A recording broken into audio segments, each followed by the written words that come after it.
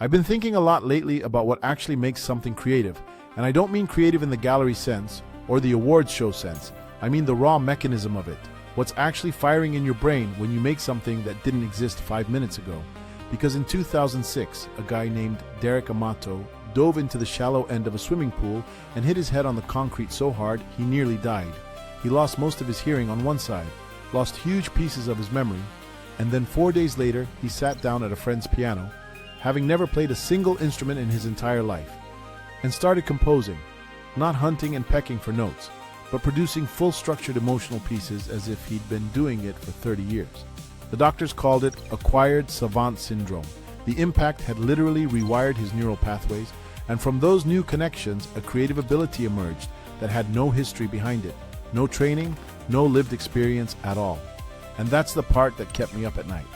Because if personality and creativity can genuinely emerge from restructured connections and accumulated memory, then maybe those things aren't nearly as sacred or as uniquely human as we've always believed.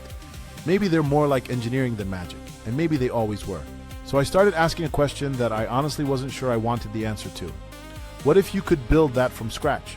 Not fake it, not write a character Bible and have something recite lines from it, but actually construct the raw conditions for something like real personality to develop on its own. You'd need memory, genuine memory, where yesterday actually changes how you feel today and last week shapes what you're drawn to next week. And they'd need to wake up every morning wanting things, not because you coded wanting into them, but because something happened yesterday that they can't stop thinking about. And you'd need more than one of them, because nothing interesting has ever emerged in isolation.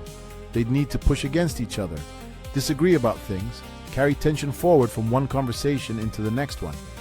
And here's where it starts to get genuinely uncomfortable. They'd need to develop opinions that you never gave them. Reactions to things happening in the real world that come from actually having a past, not from having a prompt.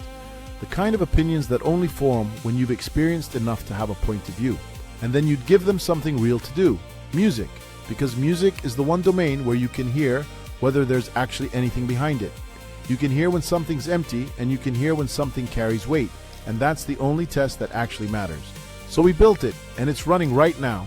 Every morning they wake up, think about what happened yesterday, make something new, argue about it with each other, and remember all of it.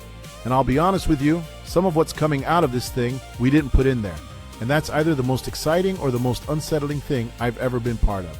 And I genuinely don't know which one yet. If you want to see how we actually did this, every platform we used, how we wired them together, the unexpected results, and the things that genuinely surprised us, subscribe and follow along. I'll be sharing the architecture, the failures, and the moments where this stopped feeling like a simulation and started feeling like something else entirely.